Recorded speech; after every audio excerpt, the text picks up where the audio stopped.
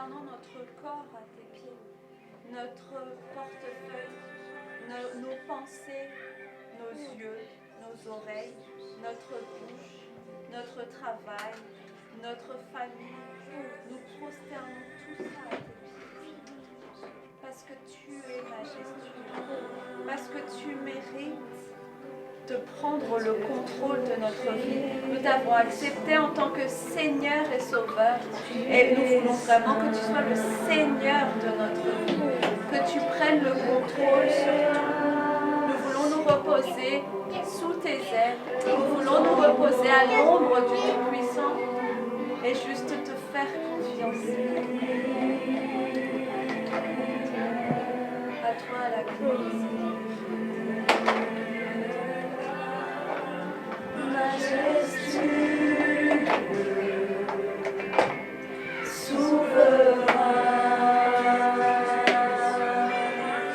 Dieu tout-puissant, tu es saint.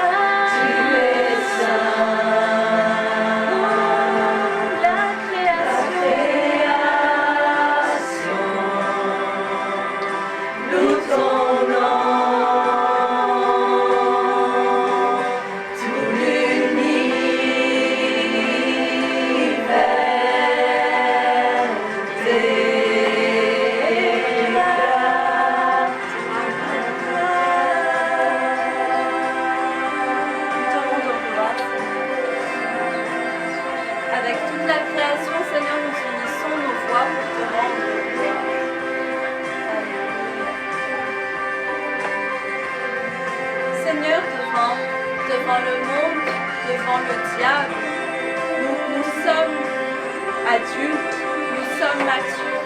Mais devant toi, Seigneur, nous ne voulons pas nous montrer grands. Devant toi, Seigneur, nous sommes les plus petits. Devant toi, Seigneur, nous voulons être comme des enfants, comme des bébés, parce que nous voulons dépendre totalement de toi, Seigneur. Et aujourd'hui, nous voulons vraiment dépendre totalement de toi pour cette école aussi. Nous avons faim de toi, comme un enfant qui a faim et qui est dans les bras de sa mère. Seigneur, nous voulons plus de toi. Nous avons faim de toi, nous avons faim de ta parole. Et merci parce que aujourd'hui, on va ouvrir nos bouches et tu vas la remplir. Merci Jésus. À toi soit la gloire. Dans le nom de Jésus. Amen. Amen.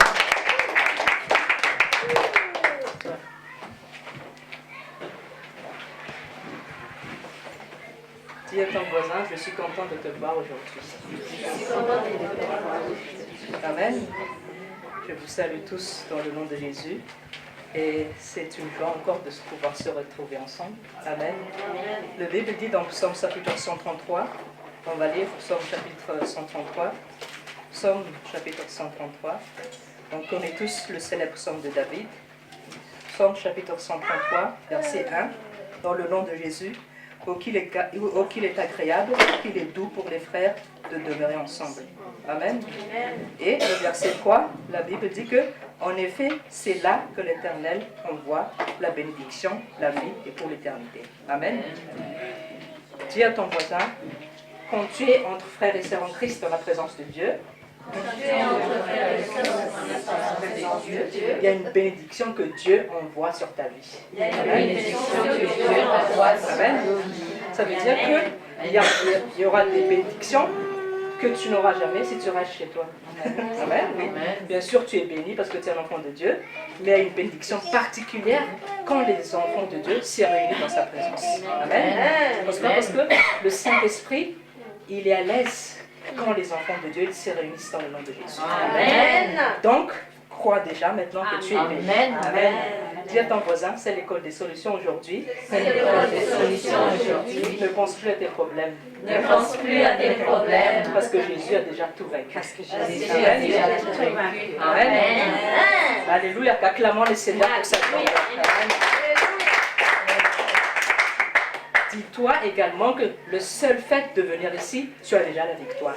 Amen. Parce que n'oublie jamais, hein, le diable t'a essayé, t'a empêché de venir ici. Pourquoi? Parce qu'il ne veut pas que tu entendes la parole de Dieu. Parce que quand tu entends la parole de Dieu, ton intelligence s'ouvre, tu commences à capter les choses de Dieu, et la parole commence à rentrer, et là tu seras libre. Amen. Mais peut-être qu'il a fait plein d'embûches dans ta vie, mais si tu es là aujourd'hui, c'est que tu as déjà ta victoire. Amen. Dis à ton voisin, tu es victorieux en Christ. Tu es victorieux en Christ. Amen. Amen. Vous savez, en tant qu'enfant de Dieu, en tant que chrétien né de nouveau, il faut savoir connaître notre identité. Amen. Et la Bible dit que mon peuple périt par manque de connaissance, mais moi je dis aussi que le peuple de Dieu périt lorsqu'il ne connaît pas son identité. Amen. Ça c'est vraiment très très grave. Quand tu ne connais pas que tu es enfant de Dieu, lorsque les problèmes arrivent, lorsque les situations s'empirent, on dirait que tu es quelqu'un qui n'a pas Dieu. Amen. Pourtant, lorsque tu es enfant de Dieu, né de nouveau, la Bible dit que vous êtes plus que vainqueurs en Christ. Amen. Amen. Dis à ton voisin, est-ce que tu reçois bien les paroles de Dieu? Est-ce que tu reçois bien la parole de Dieu? Dis à ton voisin, avec Dieu, c'est pas difficile. Avec Dieu, c'est pas difficile. Il suffit juste de croire et d'obéir à sa parole. Amen. Dis à ton voisin, le problème c'est que tu marches trop dans la logique. Oui, parce que le problème, c'est que quand on était à l'école, on nous a formaté, on nous a appris beaucoup de choses. Et on nous a appris toujours à réfléchir, à utiliser cette tête. Mais avec Dieu, on n'a pas besoin de ta tête. Viens ton voisin, on n'a pas besoin de ta tête avec Dieu. Amen. Mais regardez, si tu regardais quand Dieu agit, il n'a pas besoin de dire discute-moi sur ma parole, mais il a dit si tu obéis à mes commandements, tu seras béni. Amen. Dis à ton voisin, c'est toujours comme ça avec Dieu. C'est toujours comme ça avec Dieu. Il ne change pas hier, aujourd'hui et éternellement. Amen. Et vous savez l'importance de la présence de Dieu. Si nous ne venons pas en présence de Dieu, on va toujours être influencé par les choses du monde. Ça, c'est sans appel. À chaque fois que tu rates les présences de Dieu, qu'est-ce qui va ranger ton âme? Ce sont tout ce qui se passe, les crises, les guerres, les soucis, les tristesses. Mais quand tu renouvelles tes pensées dans la parole de Dieu, il n'y a plus de crise. Amen. Parce que la pensée de Christ t'envahit. Et avec la pensée de Christ, tu as toujours la victoire. Amen. Dis à ton voisin, mange toujours la parole de Dieu. Mange toujours la parole de Dieu. Et ne rate plus les écoles. Et rate plus les écoles. C'est un commandement de Jésus, hein? Ce n'est pas un commandement d'homme, mais la Bible dit que n'abandonnez pas votre assemblée. Amen. Amen. Si Jésus dit ça, c'est que c'est très important parce que la communion, ça renforce la présence de Dieu entre nous et ça déclenche la puissance de Dieu. Amen. Amen. Levez les doigts ceux qui sont déjà qui est béni aujourd'hui. Amen. Amen. École de solutions, tu as déjà la victoire sur tes solutions. Amen. Le mois d'octobre, on nous a dit que c'est le mois d'adoration et de louange. Amen. Le serviteur de Dieu a déjà dit tout à l'heure que c'est un peu l'adoration, mais je vais reprendre un petit peu. Peut-être que tu te poses la question, pourquoi on adore? Dis à ton voisin, tu sais pourquoi on adore Dieu? On va être un peu interactif. Qui veut lever le doigt et donner la réponse? Parce qu'on est à l'école. Voilà, amen. Dis à ton voisin, on est à l'école aujourd'hui, on peut poser des questions. Amen. Et Dieu lui profite. Et Dieu lui ne soit pas timide. Amen. Lorsqu'on est à l'école, lorsqu'on ne comprend pas, qu'est-ce qu'on fait? On lève le doigt. Parce qu'on veut comprendre ce que le professeur a dit. Et le professeur, ici, ce n'est pas le pasteur, c'est le Saint-Esprit. Et s'il est là, il veut nous révéler plein de choses. Amen. Donc, bonne réponse, on adore Dieu parce qu'il aime. Parce qu'on aime. Une autre réponse, parce qu'il y a plein de choses, il y a plein de raisons pour adorer Dieu. Qui veut? Voilà. qu'il est bon. Parce qu'il nous fait du bien. Voilà, parce qu'il nous fait du bien. Amen. On adore Dieu juste parce qu'il est Dieu. Amen. Amen. On adore Dieu parce qu'il est la source de toutes choses. Amen. On adore Dieu parce que tu n'es pas là aujourd'hui sans Dieu. Amen. Et la Bible dit que dès la fondation du monde, Dieu a déjà pensé que tu vas exister sur cette terre. Amen. Dis à ton voisin, c'est Dieu la source de toutes choses. C'est Dieu la source de toutes choses. C'est pourquoi on doit toujours l'adorer. Amen. Donc, un chrétien normal, c'est naturel pour lui d'adorer. Amen. Dis à ton voisin, ton problème c'est que tu n'adores pas Dieu. Vous savez, des fois on a des problèmes, on a des épreuves. Des fois on est dans un combat spirituel très dur. Mais si tu adores simplement Dieu, on va voir des exemples dans la Bible, tous les problèmes en un instant, ils disparaissent. Amen. Parce que retiens bien cette phrase. L'adoration et la louange déclenchent la puissance de Dieu et amènent la gloire de Dieu. Amen. Tu as déjà la présence de Dieu, on parle par le Saint-Esprit, mais quand tu loues Dieu, quand tu le mets à la place qu'il est, il intervient directement, il descend de son trône et il agit sur ta vie. Amen. Amen. Si ce n'est pas ton habitude de louer, dis à ton voisin, il n'est pas trop tard. Il n'est pas trop tard. C'est pour ça qu'on est là aujourd'hui et on apprend à l'école. Amen. Des fois, on n'a pas besoin de s'agenouiller, de prier des heures, mais si tu loues simplement Dieu, si tu te focalises simplement sur ce qu'il est capable de faire, moi je te dis, et c'est prouvé dans la Bible, les problèmes vont disparaître. Amen. Dis à ton voisin, tu connais quelque chose aujourd'hui. Applique-le si tu veux réussir dans ta vie. Amen. Amen. C'est pour ça qu'on dit toujours que à l'école, il y a des principes que Dieu nous donne, mais nos vies ne vont jamais changer si on est là juste pour écouter, pour dire oh c'est bien cette parole. Mais si nous ne prenons pas de décision, ta vie ne va pas changer. Amen. Dis à ton voisin, prends les bonnes décisions à partir de maintenant. Amen. Parce que Job a dit dans son livre que celui qui prend des résolutions, celui-là marchera sur le succès, le chemin du succès. Donc, tu n'auras jamais de succès si tu ne prends jamais de résolution. Amen. Dis à ton voisin, il ne veut plus être indécis. Indécis, ça veut dire que demain, tu prends une décision et le surlendemain, tu changes. Et tu es tout le temps comme ça et tu avances, tu recules et tu ne peux pas voir la gloire de Dieu. Mais sois ferme dans tes résolutions. Amen. La Bible dit plusieurs fois, soyez ferme, soyez ferme, soyez ferme. C'est pas pour rien qu'il dit ça, parce qu'on a tendance à trop avancer et reculer, avancer et reculer. Mais avec Dieu, c'est avancer, avancer jusqu'au bout. Amen. Dis à ton voisin, est-ce que tu es prêt à avancer aujourd'hui? Est-ce que tu es prêt à avancer aujourd'hui? Et réponds-le. Amen. Amen. Dieu voit ton amen, il voit ce qui est dans ton cœur. Amen. Amen. Donc, adorer, c'est bien, vous avez tous eu la bonne réponse, c'est remettre Dieu à sa place. C'est l'exalter. Et vous savez ce qui est triste dans le monde où l'on vit? Satan essaie de détourner cette adoration vers lui. Amen. Parce que la chute de Satan, vous savez tous, je le sais déjà, la chute de Satan, c'est qu'il voulait prendre la place de Dieu au ciel. Amen. Il n'a pas voulu se contenter d'être l'ange, l'archange, le meilleur des anges, mais il a dit, non, non, non, je veux prendre la place de ce Dieu.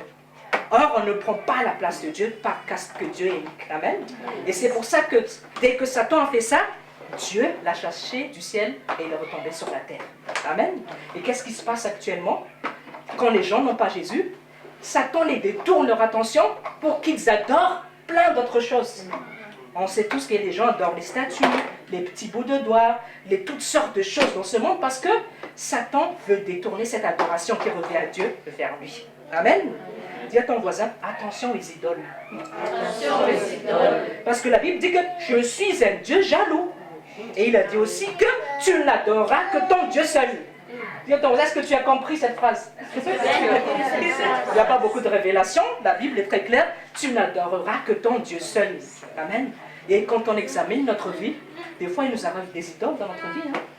Ne croyez pas que les idoles, ce sont toujours les statues de Bouddha, les statues ou les idoles, ce sont toutes les choses qui prennent la place de Dieu dans ton cœur. Amen. Les idoles, ça peut être ton travail. Quand tu passes beaucoup de temps dans le travail et que tu n'as plus de temps pour Dieu, ton travail, c'est ton idole. L'idole, ça peut être une passion, quelque chose que tu aimes bien faire, et que tu fais toujours quelque chose et qu'il n'y a plus de place pour Dieu. Un idole, ça peut être une personne. Au lieu de temps passé avec Dieu, tu passes toujours beaucoup de temps avec cette personne et Dieu, on ne voit plus Dieu. Dis à ton voisin, est-ce que tu comprends bien? Donc, maintenant, si tu reçois cette leçon, fais un bilan de ta vie, de ta journée, de ta semaine et évalue combien de temps tu passes avec Dieu. Amen. Jésus n'a pas dit ne passe pas de temps avec ton enfant, hein, ta femme, mais il a dit tu dois donner le meilleur de ton temps pour moi. Amen. Et tu ne peux pas dire à Jésus, non Jésus, j'ai une femme, j'ai des enfants, hein, je n'ai pas de temps. Non, Jésus a dit donne-moi le meilleur de ton temps. Et s'il a donné 24 heures pour chacun de nous, c'est qu'il nous a donné la sagesse pour les gérer. Amen. Donc, fais bien attention aux idoles de ta vie. Parce que quand tu as des idoles, tu ne peux pas voir Dieu. Et quand tu ne peux pas voir Dieu, tu n'auras pas son approbation. Amen. Donc, c'est pour ça qu'on s'humilie tous les jours de notre vie. Parce que adorer aussi, c'est de se dire que sans toi, Dieu, je ne peux rien faire. Sans toi, Dieu, ma vie ne serait pas comme ainsi. Sans toi, Dieu, je ne me réveillerai pas le matin. Dis à ton voisin, est-ce que tu fais ce genre de prière? Oui.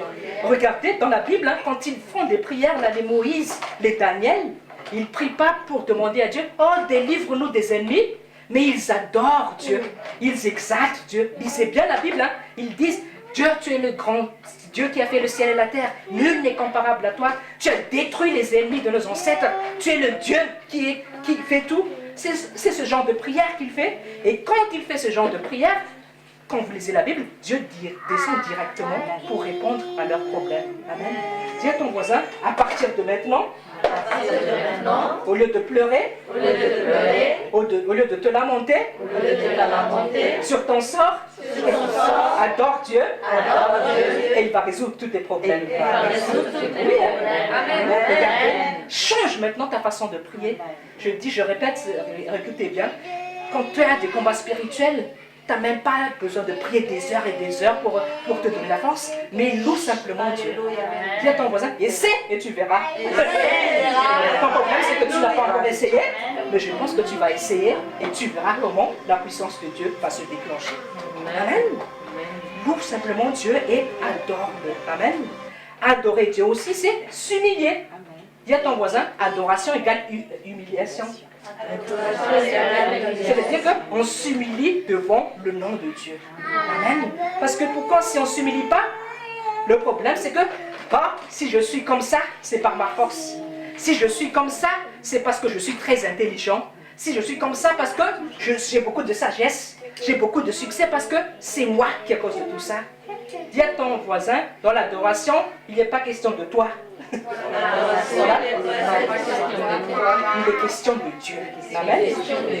C'est vraiment, tu ne regardes plus à toi, à tout ce qui tu es, qui est ton rang social, quel est ton travail, même peut-être que tu as un poste très élevé, on s'en fout de ça. Tu es petit devant la grandeur de ton Dieu. Amen. Et ça, tu dois le faire tous les jours de ta vie. Parce que l'orgueil, elle peut venir très rapidement si tu ne t'humilies pas devant Dieu. Amen. Et c'est pour ça que tous les jours dans ta vie, tu peux louer Dieu à chaque instant. Amen. Même en marchant dans la route, tu peux louer Dieu. Hein. Louer Dieu, c'est simplement de se dire, oh Dieu, la création que tu as faite, c'est vraiment une merveille. Regarde les oiseaux dans le ciel.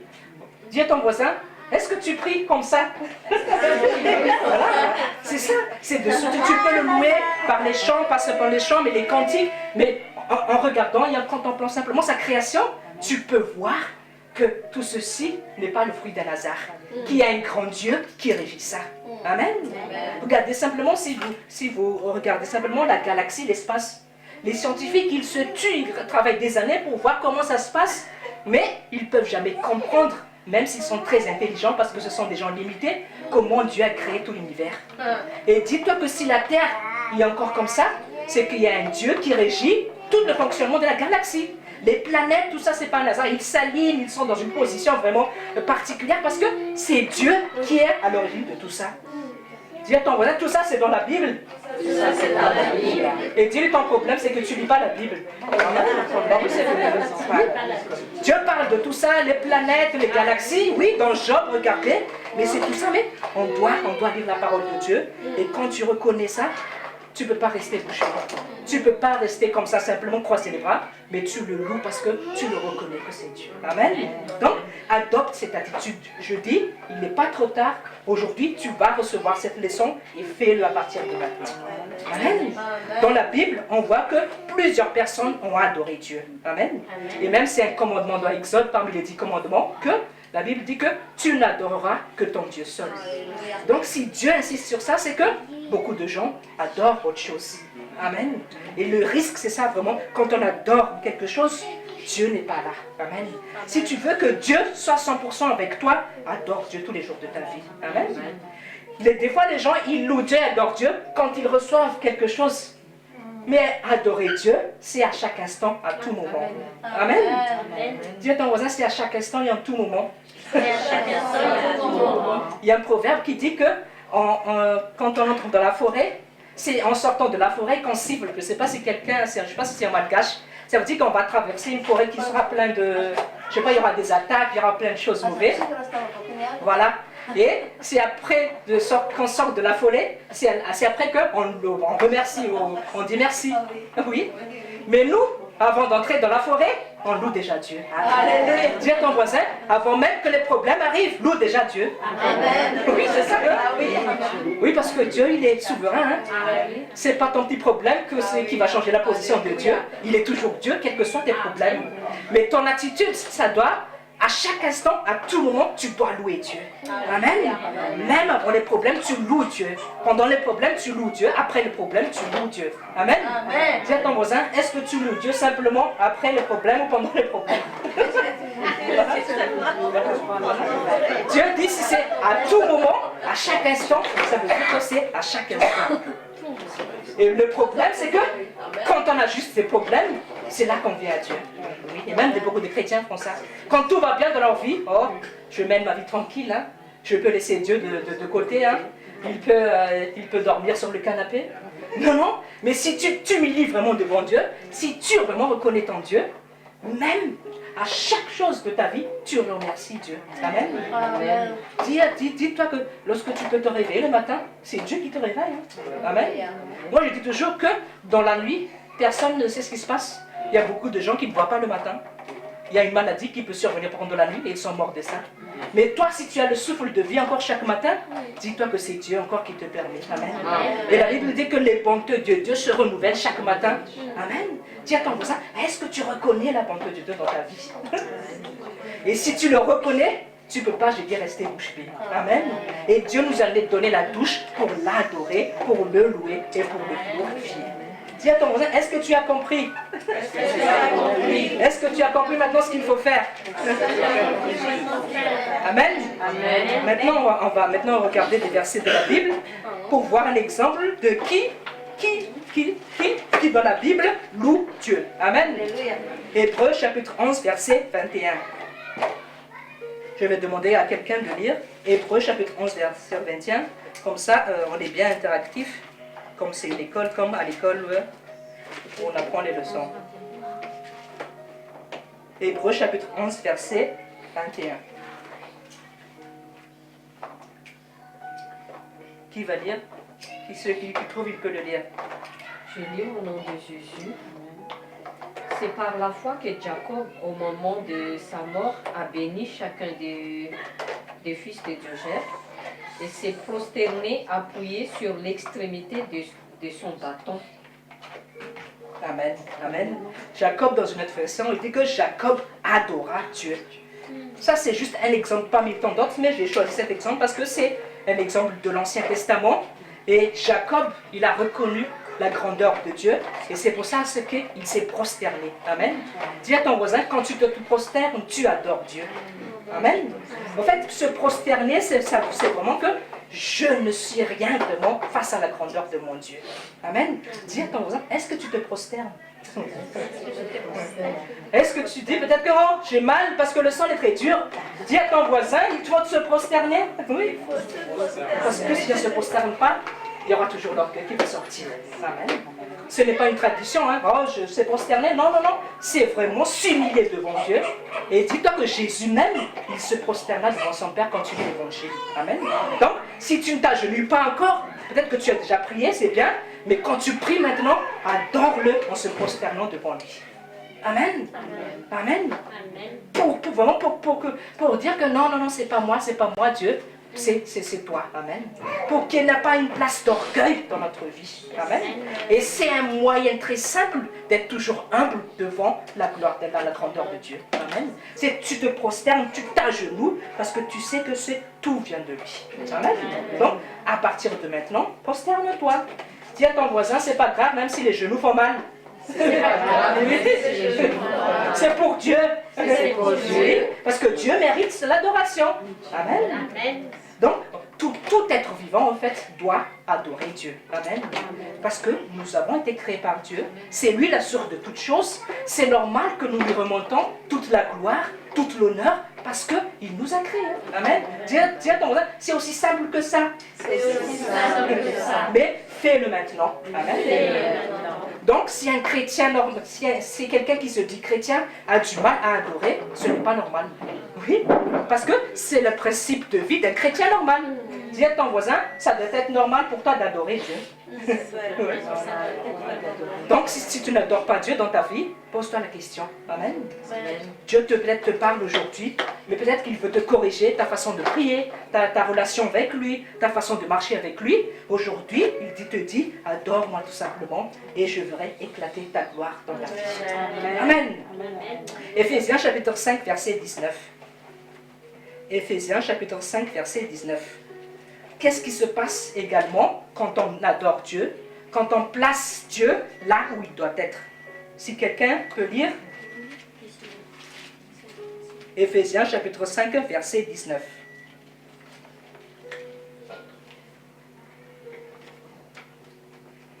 Entretenez-vous par des psaumes, par des hymnes et par des cantiques spirituels, chantant et célébrant de tout votre cœur les louanges du Seigneur. Amen. Amen. Là, c'est notre moyen d'adorer. La Bible dit que quand on s'entretient par des psaumes, des hymnes et des cantiques spirituels, en fait, qu'est-ce qui se passe? En fait, ça met à l'aise le Saint-Esprit qui est déjà en toi. Amen. Et pourquoi mettre à l'aise le Saint-Esprit? Parce que le Saint-Esprit, c'est Dieu. Amen. Dis à ton voisin, il faut mettre à l'aise le Saint-Esprit. Et pour ça, il faut adorer Dieu. Amen. C'est pour ça qu'on lit des cantiques spirituels, on lit des psaumes. Les psaumes, ce n'est pas juste des traditions. Lisons les psaumes quand on fait les débuts de réunion. Non, c'est pas ça. Les psaumes, c'est louer Dieu, en fait. C'est l'adorer. Et si tu regardes tous les psaumes, en fait, ce sont que des trucs d'adoration et de louange que David a adressé à Dieu. Amen. Et quand tu regardes la vie de David, on voit vraiment que c'était une personne qui aimait Dieu. On ne peut pas écrire des choses comme ça s'il n'a pas vécu ce genre de choses. Il était vraiment très proche de son Dieu. Il était vraiment en total, vraiment, il s'abandonnait totalement devant son Dieu. Et c'est pour ça qu'il a pu ressortir ces choses-là et que nous puissions encore jouir aujourd'hui les psaumes de David. Dis à ton voisin, David est un exemple. David est un exemple. Amen. David, c'était le roi le plus puissant à son époque. Dis à ton voisin, David était un très grand roi puissant. Mais regarde, quand il se retrouve devant son Dieu, il s'en fout vraiment de sa personne, excusez-moi du terme, mais c'est pour dire qu'il s'en fout d'être roi ou pas, parce qu'il savait qu'il y a encore quelqu'un qui est plus puissant que lui sur cette terre, et c'était Dieu. Amen. Et on connaît tous le passage, on l'a toujours rappelé ces derniers temps, lorsque David a dansé devant l'Éternel. Amen. Qu'est-ce qu'il a fait? Il a carrément enlevé tous ses habits, parce qu'il a dit, non, je ne peux pas me retenir devant mon Dieu. En fait, il s'est dépouillé de son titre de roi, le plus puissant de la terre. Parce qu'il a dit, il y a un roi des rois qui est plus puissant que moi, qui mérite d'être adoré. Alléluia. Amen. Et qu'est-ce qu'il avait dit? Je me dépouille de moi-même, je ne sais rien, je vais jeter tous mes habits. Dis à ton voisin, cela ne signifie pas être nu. Hein. il faut faire attention, mais adore-le selon le Saint-Esprit qui te guide. Amen. Mais le cas de David, c'est vraiment que non, je ne sais rien devant Dieu et je le loue, je le danse. Et qu'est-ce qui s'est passé? On connaît tous l'histoire de sa femme. Qu'est-ce que sa femme a dit? Oh, pourquoi tu fais ça? On dirait que si tu n'es pas un roi.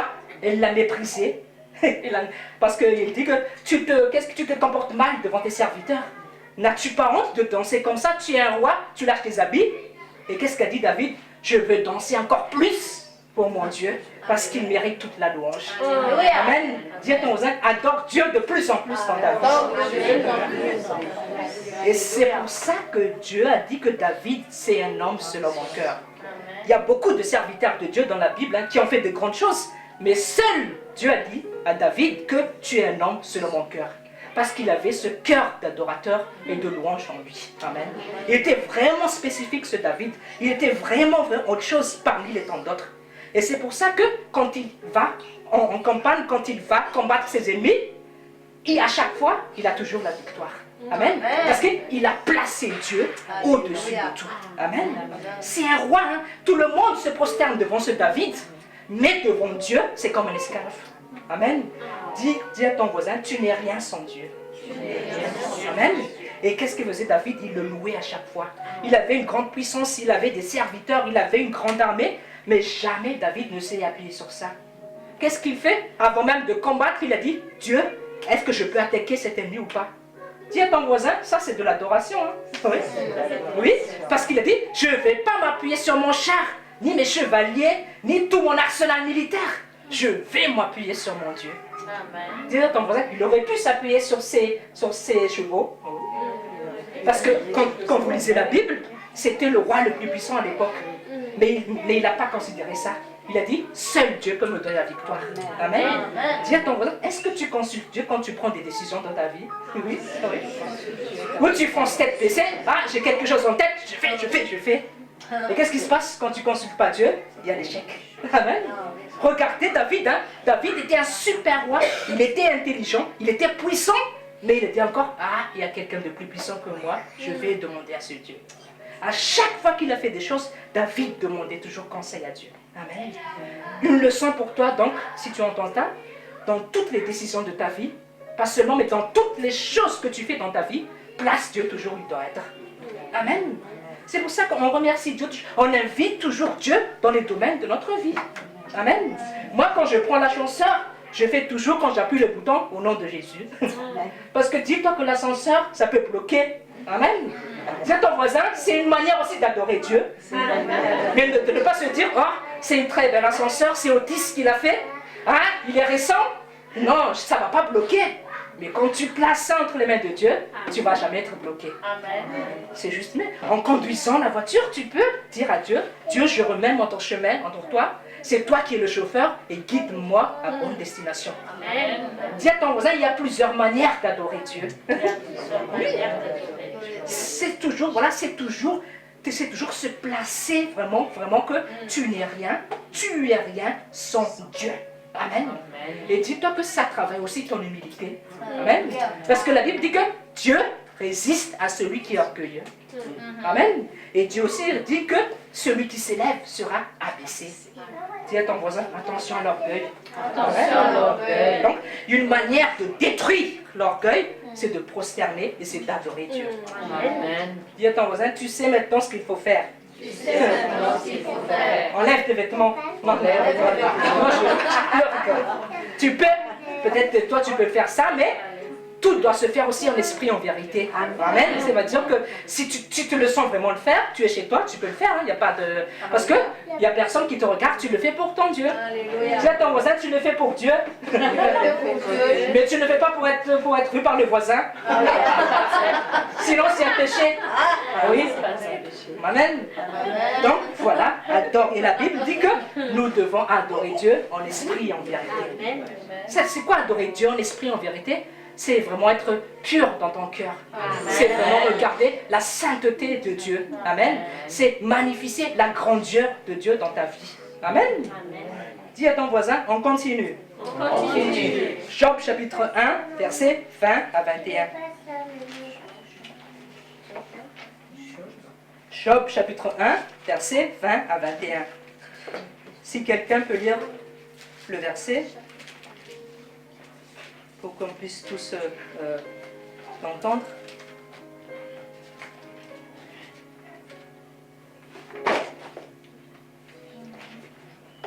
Job chapitre 1, versets 20 à 21. Dans le nom de Jésus. Job se leva alors, déchira son manteau et se rasa la tête. Puis il se jeta par terre, se prosterna et dit, « C'est nu que je suis sorti du ventre de ma mère, et c'est nu que je repartirai. L'Éternel a donné, et l'Éternel a repris, que le nom de l'Éternel soit béni. » Amen. Tu peux relire à partir du verset 18, s'il te plaît. Ouais. Verset 18 jusqu'à... Oui, comme tout à l'heure, 21. Il parlait encore lorsqu'un autre messager arriva et dit, « Pendant que tes fils et tes filles mangeaient et buvaient du vin chez leur frère aîné, un grand vent est venu depuis l'autre côté du désert et a frappé contre les quatre coins de la maison. Elle s'est écroulée sur les jeunes gens et ils sont morts. Je suis le seul à avoir pu m'échapper pour t'en apporter la nouvelle. » Job se leva alors, déchira son manteau et se rasa la tête. Puis il se jeta par terre, se prosterna et dit, « C'est nu que je suis sorti du ventre de ma mère, et c'est nu que je repartirai. L'Éternel a donné, et l'Éternel a repris, que le nom de l'Éternel soit béni. » Amen. Dis à ton voisin, Job était au fin fond du trou là. Oui. Ça veut dire que tout était noir dans sa vie. Tout était détruit. Ses fils étaient morts. Il n'avait plus rien. Mais regarde l'attitude de Job. Il a dit, la Bible dit qu'il s'est prosterné. Amen. Et il a dit que c'est nu que je suis sorti du ventre de ma mère, c'est nu que je repartirai. Amen. Au fait, quoi qu'il se passait, quoi qu'il a vécu, Job ne s'est jamais plaint devant Dieu. Dis à ton voisin, Job aurait pu se plaindre. Hein? Il aurait pu dire, pourquoi Dieu, ça m'arrive tout ça? Et même si tu lis l'histoire de Job, Job c'était quelqu'un qui craignait Dieu. Entre guillemets, Job était parfait. Mais à un moment donné, tout d'un coup, tout était mauvais, tout était allé mal dans sa vie. Mais malgré ça, Job, il ne s'est pas plaint devant Dieu. Il a dit, c'est toi qui donnes, c'est toi qui reprends. Amen. Il a dit, je vais continuer à louer mon Dieu. Amen. Dis à ton voisin, est-ce que tu fais ça? Amen. Peut-être que moi, je pense que tu n'as pas vécu des choses pires que Job, parce que Job, il a tout perdu. Ses enfants étaient tués, sa maison était détruite, il n'avait plus rien. Dis à ton voisin que dalle. Mais qu'est-ce qui s'est passé? Job a dit, mes regards se tournent toujours vers l'Éternel. Amen. Regardez, parce que Job avait confiance que peut-être qu'il a tout perdu en un instant, mais que demain, Dieu va pouvoir lui donner ça. Amen. Dis à ton voisin, est-ce que tu penses comme ça? Le problème, c'est que quand quelque chose passe dans ta vie, on dirait que c'est la fin du monde. Dis à ton voisin, ce n'est pas la fin du monde. Pour toi, on dirait que c'est vraiment tout est noir et que plus rien ne va se passer. Dis à ton voisin, est-ce que tu as Dieu dans ta vie? Est-ce que tu as Dieu dans ta vie? Voilà. Tu sais, Dieu, il veut agir dans ta vie, hein? Mais Dieu agit toujours en fonction de ce que tu as, de ce que tu considères de lui. Amen. Ça, n'oublie jamais ça. Amen. Si tu crois que ton Dieu est limité, qu'il ne peut pas intervenir dans ta vie, qu'il va rester les bras croisés, alors il va les rester les bras croisés. C'est ça, hein? Voilà. Parce que Dieu, il agit toujours en fonction de ce que tu crois de lui. Et Dieu est illimité, mais il est limité par nos propres pensées, nos propres considérations. Amen. Même s'il est illimité. Dis à ton voisin, Dieu agit toujours en fonction de toi. Amen. En fonction de ce que tu penses de lui. Amen. C'est pour ça que dans la Bible, là, Jésus, il a dit dans l'évangile que Jésus n'a pas pu faire beaucoup de miracles. Parce que la personne croyait que c'est Jésus, c'était le charpentier village qui faisait les chaises, qui faisait les tables. C'est avec Jésus qu'on jouait quand on était petit au ballon. Et si tu considères Jésus comme ça, tu ne verras jamais que c'est le Dieu sauveur qui guérit, qui te délivre. Et la Bible dit que Jésus n'a pas pu faire beaucoup de miracles dans ce lieu parce que les gens étaient incrédules. Dis à ton voisin, ne sois plus incrédule. Donc, Job, qu'est-ce qu'il a fait? Il s'est humilié, il n'a pas pleuré, mais il a encore relevé son adoration vers Dieu. Amen. Et on sait tous l'histoire de Job, l'épreuve qu'il a traversée. Et qu'est-ce qui s'est passé? Job chapitre 42. On ne va pas faire toute l'histoire de Job, mais on va tout de suite voir le résultat. Job chapitre 42, verset 10. Job chapitre 42, verset 10. Dans le nom de Jésus, je vais lire Job chapitre 42, verset 10. l'Éternel rétablit la situation de Job. Quand celui-ci eut prié pour ses amis, il lui accorda le double de tout ce qu'il avait possédé. Amen. Job, il était déjà très riche à l'époque au début, mais il a tout perdu. Mais quand il a reconnu la grandeur de Dieu, quand il s'est toujours fixé et s'appuyé sur son Dieu, Dieu l'a donné plus qu'il n'a eu auparavant. Amen. Dis à ton voisin, c'est l'assistance divine. C'est l'assistance divine. Pas peut-être que tu crois que tu n'as plus rien aujourd'hui, mais dis-toi que demain même, tu peux avoir le double de ce que tu as, perdu. Amen. Dis à ton voisin, est-ce que tu crois à ça? Dis à ton voisin, ouvre ta vision. ne sois plus borné de la tête. Amen. Parce qu'on est borné quand on voit toujours les problèmes, quand on voit toujours la situation. Amen. Dis à ton voisin, ne fixe plus les problèmes. Ne fixe plus les problèmes. Fixe Jésus. Fixe Jésus. Adore-le. Adore-le. Loue-le. Loue-le. Remercie-le. Remercie-le. Et tout ira bien. Et tout ira bien. Dis à ton voisin, est-ce que c'est difficile de faire ça? Donc si ce n'est pas difficile, fais-le à partir de maintenant. Amen. Maintenant, quand tu as des problèmes, fais ce test. Ne prie plus, aide-moi Dieu, mais loue-le simplement. Amen. Adore-le et remercie déjà parce qu'il va te délivrer de ce chose. Amen. C'est ça comment il faut prier. Tout ce qui est Daniel, là, ils ont prié. Dieu, nous savons déjà que tu vas nous résoudre tout ce que nous subissons actuellement. Amen. Et il dit non, ça va être dur de s'en sortir de là. Non, merci Dieu, parce que tu as déjà tout accompli. Amen. Dis à ton voisin, c'est ça se confier en Dieu. Amen. Et des fois, il y a des choses qui mettent du temps à débloquer dans notre vie, parce qu'on ne donne pas, on ne permet pas à Dieu d'agir. Amen. Il faut donner le caractère que Dieu veut pour que Dieu puisse agir par la suite. Amen. Et ce caractère que Dieu veut nous enseigner, c'est l'adoration et la louange. Amen. Donc, loue Dieu chaque fois dans ta vie. Amen. Amen. Deuxième exemple, Matthieu chapitre 8. Prends bien les exemples parce que ce sera utile pour toi lorsque tu vas réviser tes leçons, comme on a dit toujours, lorsque tu vas méditer. Et par la suite, tout cela va rester en toi lorsque le Saint-Esprit aussi va t'aider. Matthieu chapitre 8, versets 8 à 9. Matthieu chapitre 8, versets 8 à 9. Qui va lire? Qui peut lire?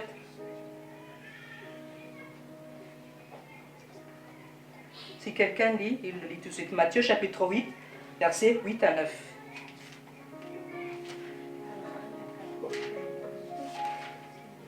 Au nom de Jésus, le centenier répondit, « Seigneur, je ne suis pas digne que tu entres sous mon toit, mais dis seulement un mot, et mon serviteur sera guéri.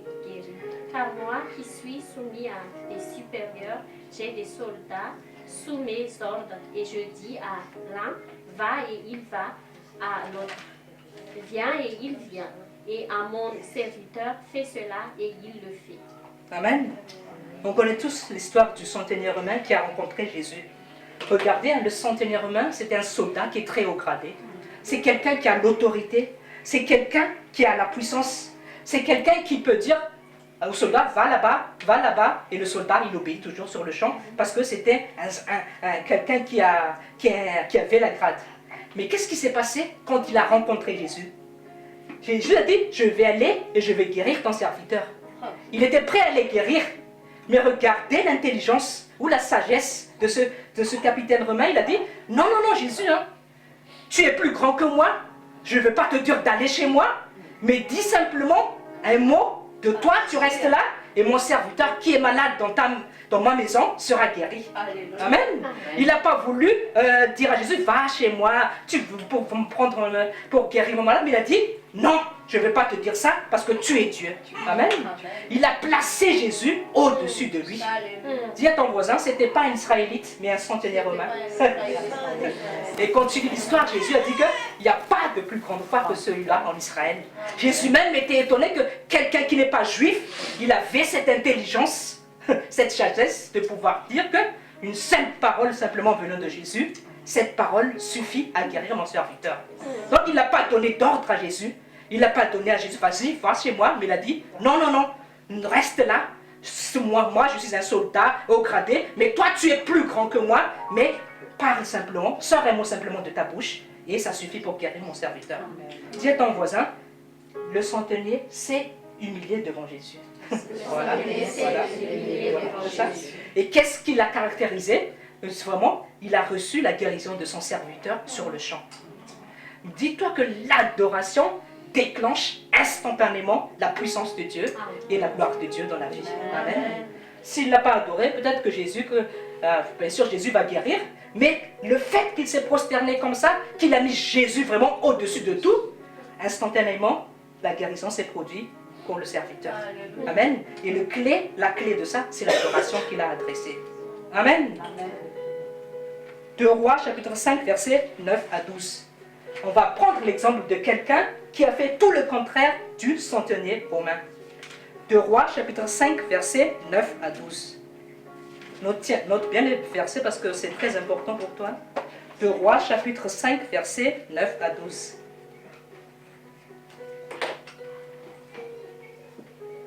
L'histoire du Naaman le Syrien. 2 Rois, chapitre 5, versets 9 à 12.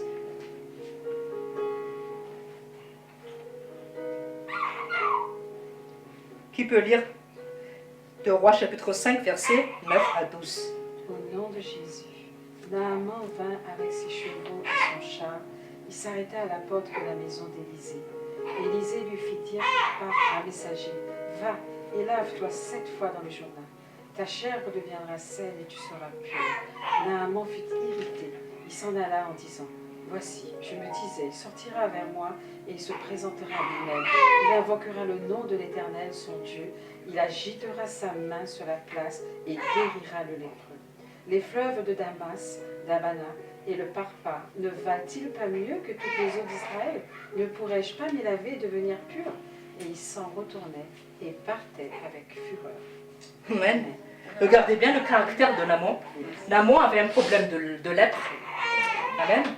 Et on lui a dit qu'en Israël, il y avait un prophète de Dieu qui pouvait le guérir. Et qu'est-ce qu'il a fait? Il est allé, mais la Bible dit qu'il s'attendait que Élisée, le prophète de Dieu, sortir de la maison pour l'accueillir. Parce que c'était quelqu'un qui avait l'habitude d'être honoré. Dis à ton voisin, n'aime plus les louanges. Quand quelqu'un te dit, oh tu es bien, oh tu es comme ça, n'écoute pas ça. Parce que moi je te dis, ça me remonte l'orgueil. Amen. Mais prosterne-toi, humilie-toi et rends gloire à Dieu pour toute chose qui se passe dans ta vie. Si quelqu'un te dit ça, dis simplement gloire à Dieu. Amen. Parce que si tu ne fais pas ça, tu vas voler la gloire de Dieu. Et Dieu dit dans sa parole que je ne donnerai pas ma gloire à un autre. Alléluia. Et regarde ce Naaman, c'était vraiment quelqu'un de très orgueilleux. Il a dit, oh ce serviteur de Dieu, je vais amener beaucoup de choses pour lui. On dirait qu'il veut acheter le serviteur de Dieu. il était allé, mais Élisée, il n'a pas fait ça. Hein. Élisée simplement voulait, Élisée a dit que va simplement te laver dans le Jourdain. Naaman, il était en colère parce que Élisée n'est pas sorti en devant de lui. Dis à ton voisin, attention à l'orgueil. Voilà. Mais ce qui est bien avec l'histoire, c'est que malgré ce caractère, Dieu a quand même guéri Naaman, mais c'est parce qu'au final, il a obéi, il est allé se plonger dans le Jourdain, il a reçu la guérison. Mais la leçon que nous devons prendre, c'est que, non, sois humble toujours. Amen. Quel que soit ton titre, quel que soit ton poste, quelle que soit, je ne sais pas, ta situation, c'est rien de tout ça. Ce n'est pas à cause de ça que tu existes, c'est à cause de Dieu. Amen. Place Dieu toujours au-dessus de toutes choses. Amen. Et la clé, je répète toujours, la clé de l'humiliation, c'est d'adorer et de se prosterner devant Dieu. Amen. Dans la journée, prends du temps et adore Dieu tout simplement. Amen. Adorer Dieu, c'est pas toujours aussi avec les musiques. Ça, c'est juste un appui, c'est juste une aide. Mais quand tu es là, tu n'as pas besoin de musique pour adorer Dieu. Par exemple, pour contempler ses merveilles, la nature et tout ce qu'il a créé, tu n'as pas besoin de musique. Hein. Là, tu ouvres ta bouche et là, ça coule. Tu peux le louer par sa création. Dis à ton voisin, c'est ça aussi adorer Dieu. Moi, je ne dis pas qu'il ne faut pas louer avec la musique, mais il y a plusieurs façons, mais laisse-toi toujours guider par le Saint-Esprit. Parce que le problème, si on s'attache toujours à des choses comme ça, c'est qu'on n'appuie pas sur Dieu, mais on a besoin toujours d'appui, de quelque chose pour s'accrocher. Et là, c'est pas bien. Parce qu'on ne s'appuie pas sur Dieu, et on s'appuie toujours sur quelque chose d'extérieur. Or, l'adoration doit venir vraiment de ton cœur, et rien vraiment doit empêcher ça pour que tu adresses tout vers Dieu. Amen. Donc, fais bien attention à l'orgueil. Et l'orgueil, vraiment, c'est un des caractères que Dieu déteste le plus. Parce qu'on ne voit pas Dieu dans l'orgueil. Or, la Bible dit que moi, je dois diminuer et lui doit s'élever. Amen. Dis à ton voisin, tu dois diminuer pour que Christ s'élève. Amen. Donc, dans ta vie chrétienne, fais toujours que c'est Jésus qui soit vu à travers toi. Amen. Ne dis pas, oh, je suis le plus intelligent. Oh, je suis le plus sage. Oh, moi, je suis le plus qui a du succès. Parce que c'est moi, c'est moi, c'est moi. Dis à ton voisin, il faut détruire le moi. Pour que le grand Jésus puisse s'élever en toi. Amen. L'Éternel, il s'est présenté comme le grand Jésus, lorsqu'il a parlé à Moïse le prophète. Donc, attention vraiment à ta façon maintenant de te comporter devant Dieu. Amen. Tout au début, j'ai dit que Satan essaie toujours de détourner l'attention des gens pour qu'ils adorent Satan. Et si nous-mêmes lisons de la Bible, Satan même a essayé de piéger Jésus sur ce point. Amen. Ouvre ta Bible dans Matthieu chapitre 4. Matthieu chapitre 4. Dis à ton voisin, est-ce que tu es bien connecté aujourd'hui? Et réponds-le. Amen. Allô? Amen. Amen. Matthieu chapitre 4.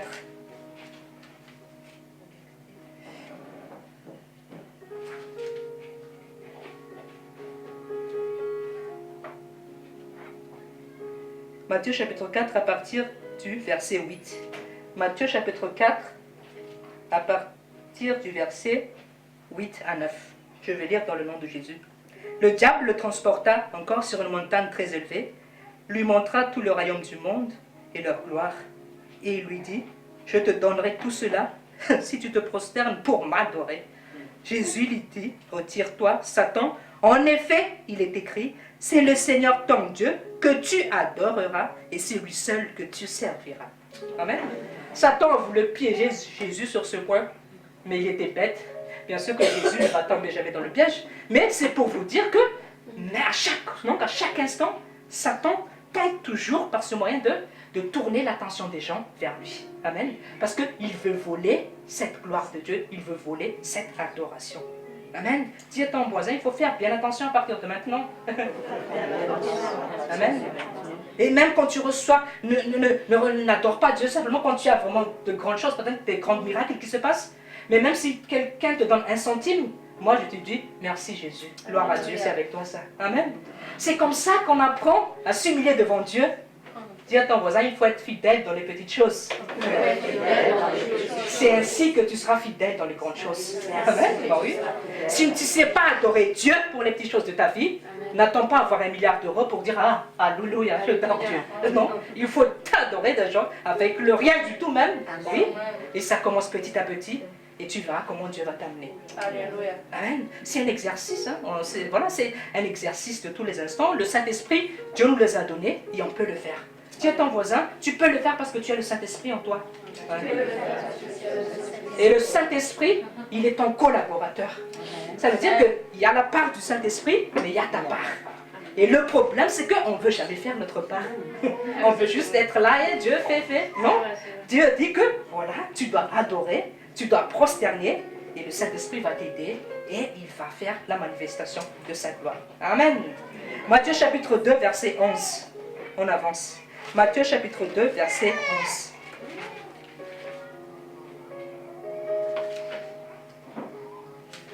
Matthieu chapitre 2, verset 11. Dans le nom de Jésus, ils entrèrent dans la maison, virent le petit enfant avec Marie, sa mère, se prosternèrent et l'adorèrent. Ensuite, ils rouvrirent leur trésor et lui offrirent en cadeau de l'or, de l'encens et de la myrrhe. Amen. C'est qui c'est ils? Ce sont les mages. Et quand on lit dans Matthieu chapitre 2, les mages, ce sont des personnes pleines de sagesse qui viennent d'un pays d'Orient, qui avaient vraiment beaucoup de connaissances. Ça veut dire que ce sont des personnes haut placées. Ce sont des personnes qui avaient une distinction vraiment élevée dans leur pays. Mais quand ils étaient devant Jésus, le Fils de Dieu, qu'est-ce que la Bible dit? Qu'ils se prosternèrent et adorèrent l'enfant. Amen. Et qu'est-ce qu'ils ont fait? Ils ont apporté de l'or et ils ont fait des cadeaux les plus précieux. Amen. Voilà. Donc les mages n'ont pas considéré que oh, c'est juste un petit enfant. Hein. Lui-même, il est né dans un étable. Non, il aurait pu dire ça, les mages. Pourquoi moi, je suis un grand mage, je vais aller là-bas me ridiculiser? Le mage n'a pas dit ça. Il a dit, on va aller trouver ce petit enfant, on va l'adorer parce que c'est le Fils de Dieu. Tu vois, ils n'ont pas considéré leur rang social, leur état, leur position, mais ils s'humilient devant la grandeur de Dieu. Amen. Dis à ton voisin, est-ce que tu comprends maintenant? Voilà. On t'a donné beaucoup de versets, il y en a plein d'autres dans la Bible. Si tu lis, il y aura toujours ça, mais à toi aussi de faire ta part de travail. Dis à ton voisin, ne sois pas paresseux de lire la Bible. Parce que Dieu n'aime pas les paresseux. Et la Bible dit que celui qui est paresseux, la pauvreté vient chez lui. Donc, si tu es paresseux, ne t'étonne pas que tu sois pauvre. Amen. Parce que Dieu est quelqu'un d'actif. Amen. Dieu est quelqu'un qui avance, qui agit. Et c'est quand tu avances comme ça avec Dieu qu'il va aussi t'aider. Amen. 1 Jean chapitre 5. On a beaucoup de versets aujourd'hui, mais c'est très important. 1 Jean chapitre 5, versets 20 à 21.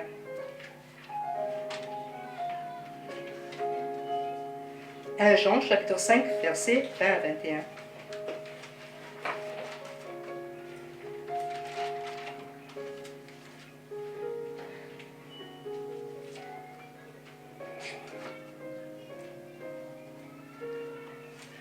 Qui peut lire 1 Jean chapitre 5, versets 20 à 21.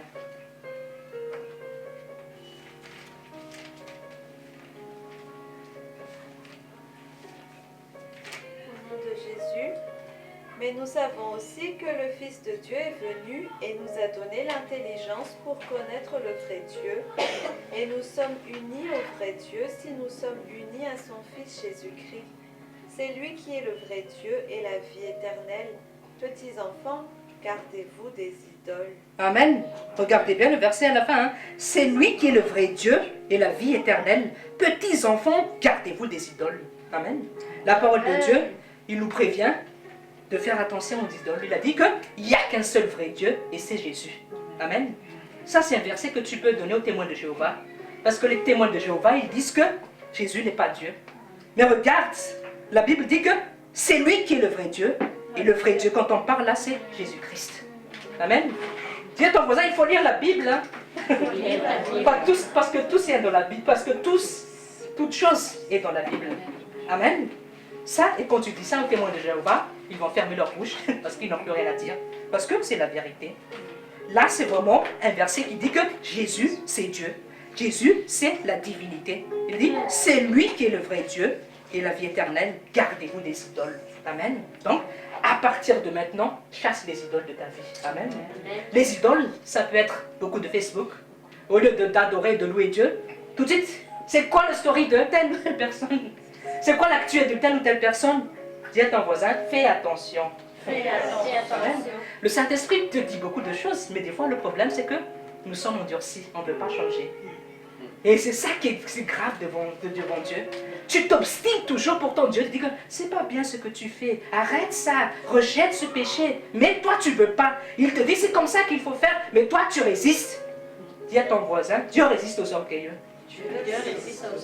Mais il fait grâce aux hommes. Amen. Si tu veux avoir la grâce de Dieu, accepte sa correction. Amen. Et quand il corrige, c'est toujours pour ton bien. Amen.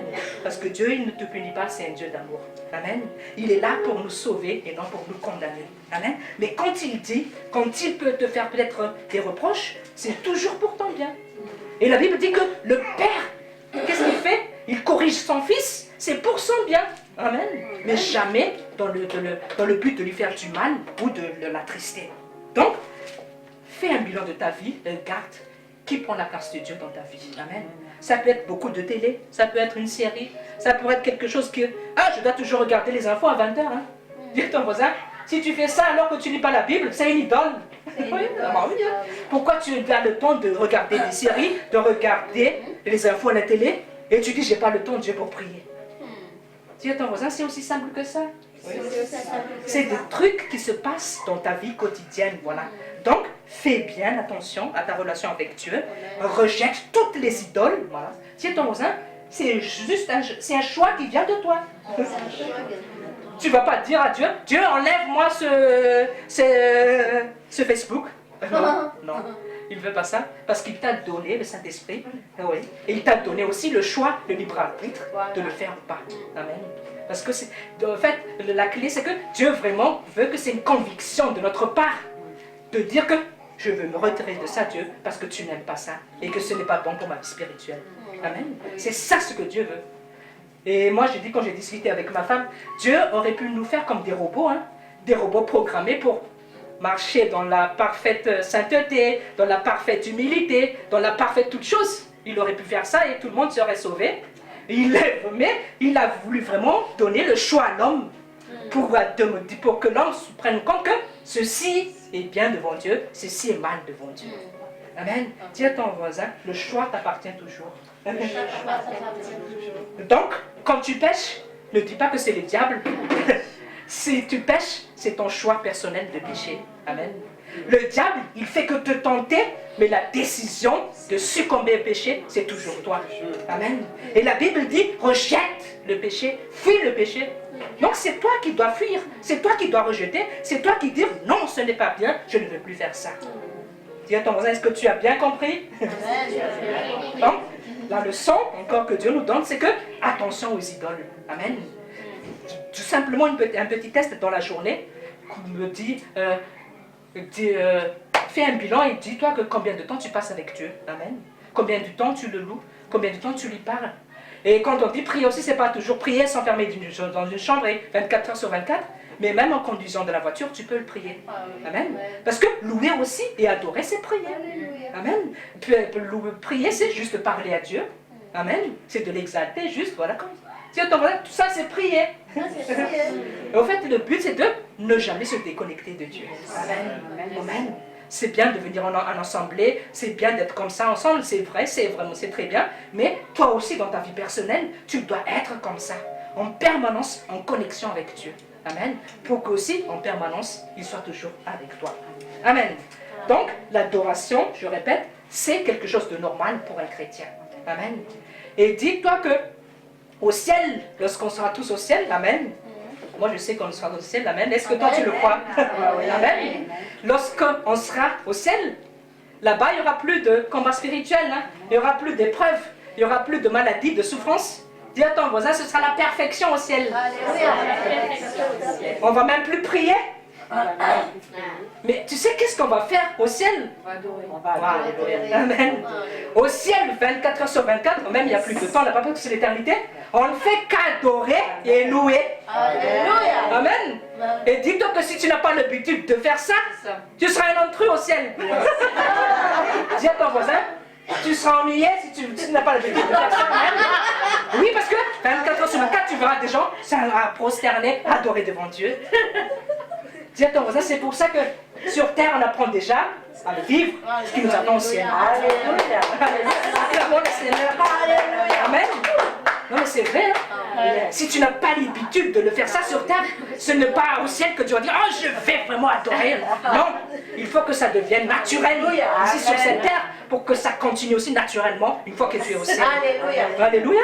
Amen. Amen. Non, c'est vrai, hein? Donc, maintenant, adopte cette attitude.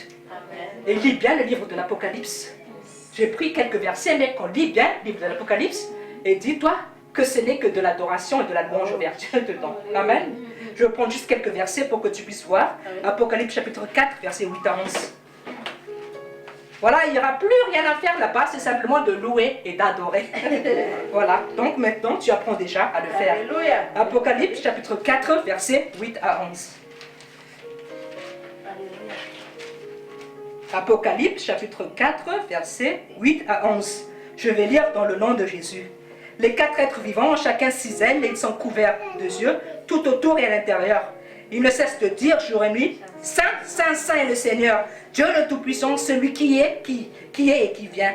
Chaque fois que les êtres vivants donnent gloire, honneur et reconnaissance à celui qui est assis sur le trône, à celui qui vit au siècle des siècles, les 24 anciens se prosternèrent devant celui qui est assis sur le trône, adorent celui qui vit au siècle des siècles et déposent leur couronne devant le trône en disant, Tu es digne, notre Seigneur et notre Dieu, de recevoir la gloire, l'honneur et la puissance, car tu as créé toutes choses, et c'est par ta volonté qu'elles ont été créées et qu'elles existent.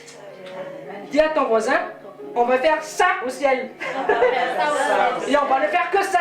Et on va faire que ça. Donc si tu n'aimes pas ça, voilà, tu vas pas te plaire au ciel. Pourtant, le ciel c'est le meilleur des endroits. Amen. Donc, dès maintenant, apprends à adorer le Seigneur. Amen. C'est pour ça que Dieu nous donne encore l'opportunité de vivre sur terre pour qu'on puisse apprendre et vivre comment il le souhaite. Amen.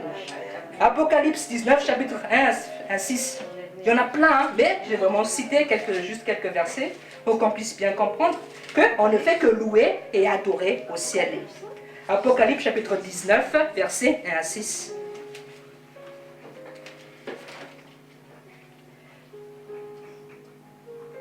Je vais lire dans le nom de Jésus, Apocalypse chapitre 19, versets 1 à 6. Après cela, j'entendis dans le ciel comme la voix forte d'une foule immense qui disait « Alléluia ! Le salut, la gloire et la puissance sont notre Dieu.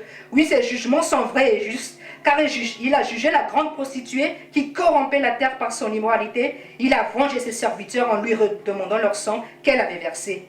Ils dirent une seconde fois, Alléluia. Et la fumée de cette ville s'élève au siècle des siècles. Les 24 anciens et les 4 êtres vivants se prosternèrent alors et adorèrent le Dieu qui est assis sur le trône en disant, Amen, Alléluia. Une voix sortit du trône et dit, louez notre Dieu, vous tous ses serviteurs, pour qui le craignait petit et grand. Et j'entendis comme la voix d'une foule immense. Elle ressemblait au bruit de grosses eaux, au grondement de forts coups de tonnerre, et elle disait, Alléluia.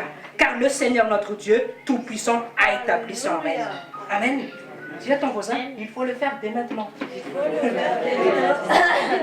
C'est pas difficile. C'est une habitude à faire avoir. Et quand tu le fais petit à petit, après ça va devenir naturel. Au début peut-être c'est pas naturel, ce qui est normal parce que tu n'as pas l'habitude, mais quand tu commences à le faire, et petit à petit ça va devenir naturel. Amen. Et quand tu loues Dieu aussi, c'est pas il faut chercher vraiment les mots compliqués, hein. Dis à ton voisin, adore Dieu avec tes propres mots. Voilà. Il suffit juste de dire, oh Dieu, tu es merveilleux, tu es majestueux.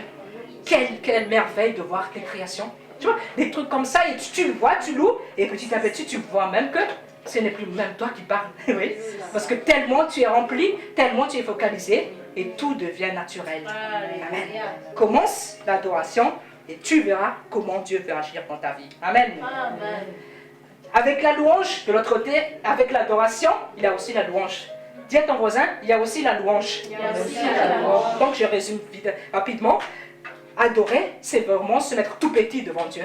C'est de se dire, je ne suis rien sans toi, Dieu. C'est toi qui es mon refuge, c'est toi qui es mon bouclier. Tu es vraiment le grand Dieu.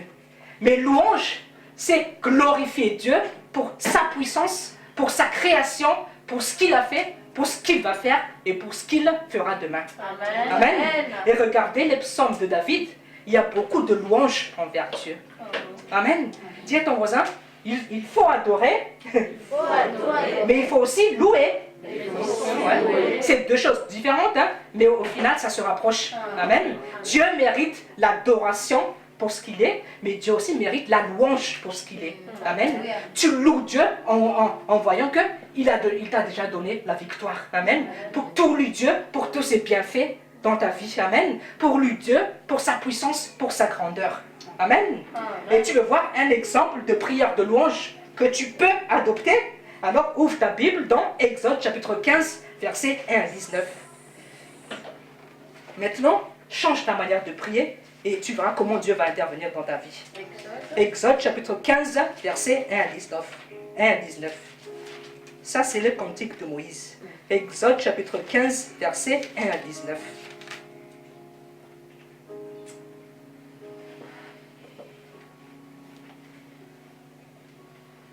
Je ne vais pas aller jusqu'à la fin, mais je vais lire juste jusqu'au niveau 13. Et tu verras comment ils ont prié, comment ils ont adressé leur prière, c'était quoi le contenu de leur prière lorsqu'ils ont loué Dieu. Je vais lire jusqu'au verset 13. Exode chapitre 15, verset 1 à 13, dans le nom de Jésus. Je chanterai en l'Éternel, en l'honneur de l'Éternel, car il a fait éclater sa gloire. Il a précipité le cheval et son cavalier dans la mer.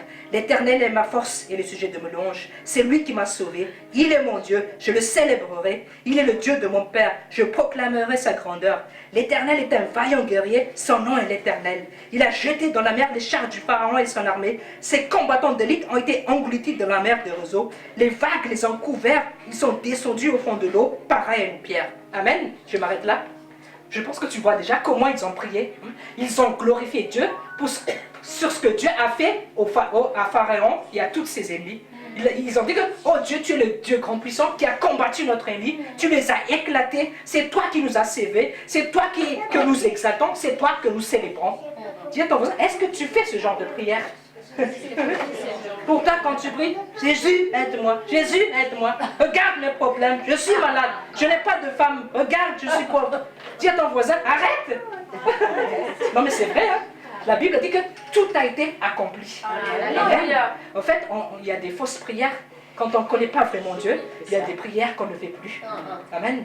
Et même la Bible dit que ce sont les païens du monde qui font ce genre de prière.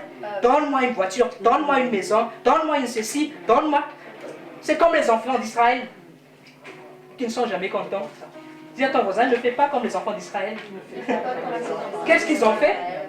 Malgré que Dieu s'est manifesté avec des signes et des prodiges, donnez-nous de l'eau, donnez-nous de la viande, on a faim, on veut retourner en Égypte, on veut manger des concombres, on veut manger des oignons.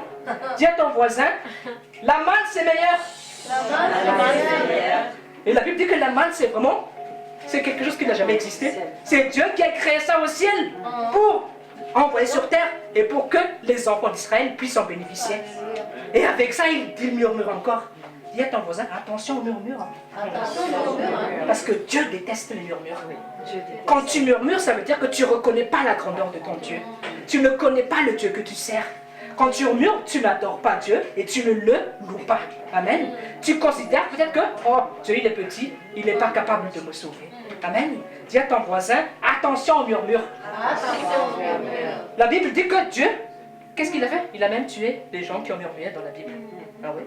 Est-ce que c'est dans la Bible ça? Oui. Parce que Dieu déteste les murmures. Et nous, combien de fois on a murmuré devant Dieu? Ce n'est que grâce si nous sommes encore en vie. Alléluia. Amen. Donc, ne profitons pas de ça, mais alignons vraiment notre vie selon ce que Dieu attend de nous. Amen. Donc, là, ils ont loué Dieu pour la grandeur, sa magnificence et sa bonté. Amen. Et quand tu pries, tu peux faire ça. Hein? Peut-être tu loues juste Dieu. Dieu, merci parce que tu m'as béni. Merci parce que j'ai encore un toit. Merci parce que j'ai encore un travail. Je sais qu'il y a plein de chômeurs en France. Il y a 10 millions. Moi, je ne suis pas parmi les chômeurs. Il y a des petites choses comme ça. Tu peux louer Dieu pour plusieurs choses dans ta vie. Le problème, c'est que tu murmures toujours quand tu as quelque chose que tu n'as pas. Amen. Pourtant, Jésus a dit que tu as tout en Jésus-Christ. Amen. Dis à ton voisin, c'est tout. Tu es le plus béni parmi tous. Oui. Parce que tu as Jésus dans ta vie. Amen. Mais comporte-toi vraiment comme un enfant de Dieu qui est béni, qui a Jésus dans ta vie et qui marche dans la gloire de l'Éternel. Amen. Donc, la louange, voilà, c'est vraiment exalter Dieu pour sa grandeur. Et fais-le dans les domaines de ta vie. Fais-le. Merci Jésus pour ma femme. Merci pour mon enfant. Merci parce que nous sommes tous en bonne santé. Merci parce que nous ne sommes pas SDF. Merci parce que quand vient l'hiver, plein de choses. Et quand tu vas faire ça, petit à petit, même ta bouche va aller et tu auras des milliers de raisons pour louer et glorifier Dieu. Amen. Donc, à partir de maintenant, adopte cette stratégie de louange et d'adoration et tu verras comment Dieu va éclater ta gloire. Amen. Dis à ton voisin, ne sois plus un auditeur oublieux, mais pratique la parole. C'est ce qu'on enseigne à l'école, on n'est pas là juste pour se croiser les bras et écouter une bonne parole. On est là vraiment pour apprendre comment vivre avec Dieu. Comment vivre une vie qui plaît à Dieu.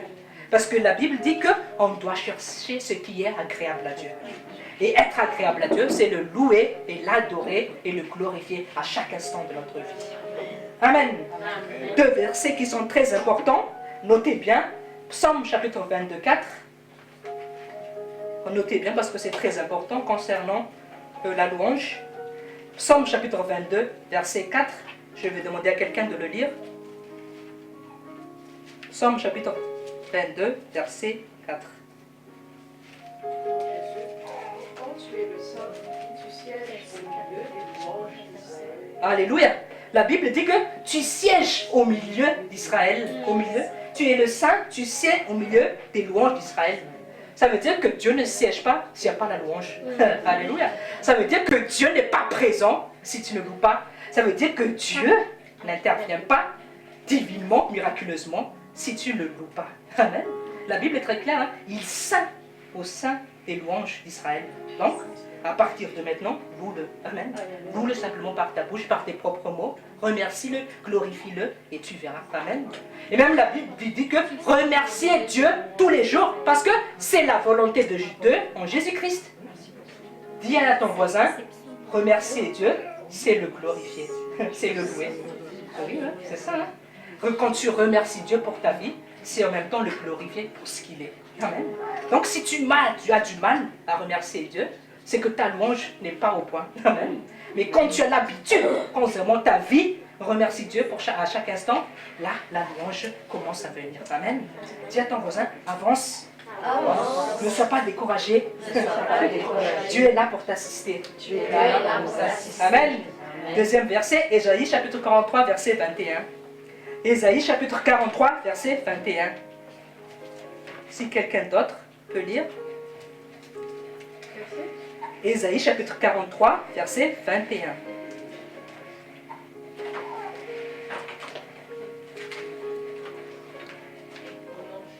Oui. Le peuple que je me suis formé proclamera mes louanges. Alléluia. La Bible dit que le peuple que je me suis formé, ou dans une autre version, elle dit le peuple que j'ai créé proclamera mes louanges. Donc, Dieu nous a créés pour le louer. Amen. Dis à ton voisin, Dieu t'a créé pour le louer. C'est pour ça que je dis que c'est la vie d'un chrétien normal de louer Dieu. Amen. C'est pas normal. Peut-être que tu te dis, je suis chrétien, mais tu loues pas et tu n'adores pas Dieu. Parce que c'est un principe vraiment... voilà, c'est comme quand tu jeûnes, tu as besoin de jeûner, tu as besoin de prier, et ça fait partie du même ordre. Tu dois aussi adorer et louer Dieu. Amen. Donc, retiens bien ça, tu as été créé pour louer et adorer Dieu. Donc, comment maintenant l'adopter dans notre vie? C'est très simple, dans tous les domaines de notre vie, tu peux louer et adorer Dieu. Même dans vos cellules de prière de maison, n'oubliez jamais cette louange et adoration, parce que ça amène la présence de Dieu. Ça ne veut pas dire que Dieu n'est pas là, mais ça déclenche puissamment. Dieu descend plus vite de son trône quand tu apportes la louange et tu apportes l'adoration. Parce qu'il dit qu'il siège au milieu des louanges d'Israël. Amen. Et des fois, peut-être que tu sens que ta vie, des fois, il y a un peu, ça n'avance pas, ta vie spirituelle, loue simplement Dieu. Amen. Des fois, il y a des hauts et des bas, tu sens qu'il y a des combats spirituels. Tu n'as même pas besoin de jeûner, tu n'as même pas besoin de prier des heures. Et c'est la louange et l'adoration et tu verras. Amen. Loue-le simplement, remercie-le et remercie-le pour ce qu'il va déjà faire. Et tu verras comment il va intervenir très rapidement. Amen. En fait, ça déclenche rapidement la présence de Dieu, la louange et l'adoration. Amen. On va prendre des exemples maintenant dans la Bible. Maintenant, ouvre ta Bible dans 2 Chroniques chapitre 20. Une histoire qu'on connaît tout le temps, mais qui est bien toujours de rappeler et de se rappeler. 2 Chroniques chapitre 20, versets 20 à 23. L'histoire de Josaphat et d'Israël. 2 Chroniques chapitre 20. 2 Chroniques chapitre 20. On va vous donner vraiment beaucoup d'exemples comme ça. Quand tu vas rentrer chez toi et quand tu vas revoir tes notes, tu vas te souvenir. Et à part en plus, Dieu aussi va encore te donner beaucoup d'autres exemples dans la Bible. Et là, tu vas vraiment comment Dieu agit à travers la louange et l'adoration. 2 Chroniques, chapitre 20, versets 20 à 23. Si quelqu'un peut lire dans le nom de Jésus. 2 Chroniques, chapitre 20, versets 20 à 23. Au nom de Jésus, le jour suivant, tôt le matin, tout le monde se met en route pour le désert de Tekoa. Au moment de partir, Josaphat se place devant eux et leur dit: Écoutez-moi, habitants de Jérusalem et de Juda, mettez toute votre confiance dans le Seigneur votre Dieu et vous serez forts. Mettez toute votre confiance dans ses prophètes et vous remporterez la victoire. Puis Josaphat, en appelant avec le peuple, place en tête de l'armée des chanteurs en vêtements sacrés.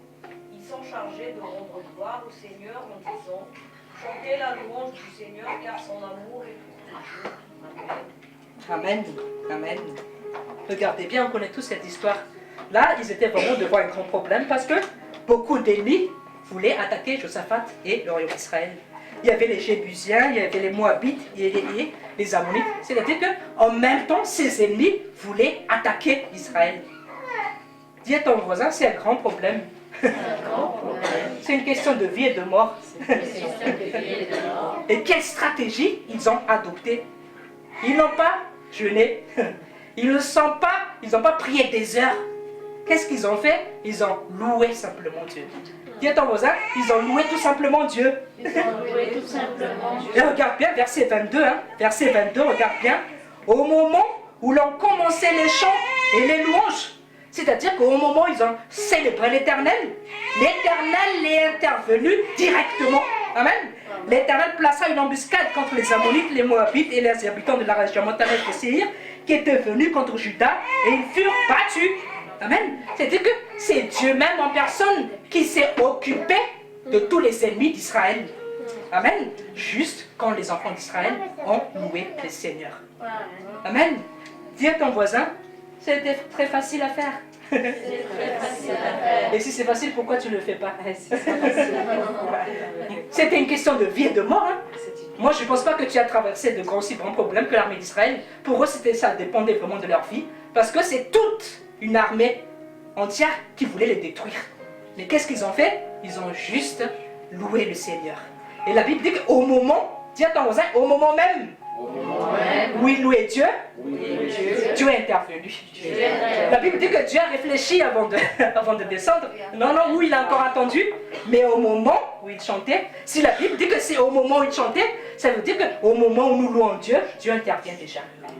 Amen. C'est une arme très puissante pour décamper l'ennemi, pour dégager l'ennemi et pour amener très vite l'intervention divine de Dieu. Amen. Dis à ton voisin, est-ce que tu comprends bien? Donc, maintenant, il faut appliquer la parole de Dieu. Amen. Amen. Et quand nous lisons la suite de l'histoire, dis à ton voisin, ce n'est pas tout. On va lire quelque chose qui est vraiment bien aussi dans cette histoire, c'est que à partir du verset 25, Josaphat et son peuple allèrent piller leurs dépouilles. Ils trouvèrent en abondance parmi eux des richesses, des habits et des objets précieux. Ils en ramassèrent tant qu'ils ne purent tout emporter. Et regardez bien, ils mirent 3 jours pour procéder au pillage du butin, car il était considérable. Regardez la gloire de Dieu. Dieu n'a pas simplement donné la victoire aux enfants d'Israël, mais Dieu aussi les a également bénis, parce qu'ils ont mis 3 jours pour ramasser toutes les richesses des ennemis, voilà, que Dieu a chassés devant eux. C'est une double prospérité. Amen. 3 jours, c'est énorme. Ça veut dire que c'était tellement plein de butin, de trésors, de richesses, qu'ils ont mis 3 jours pour ramasser tout ça. Dis à ton voisin, Dieu est bon. Il est bon, c'est pour ça qu'il est intervenu, voilà, sur les enfants d'Israël. Amen.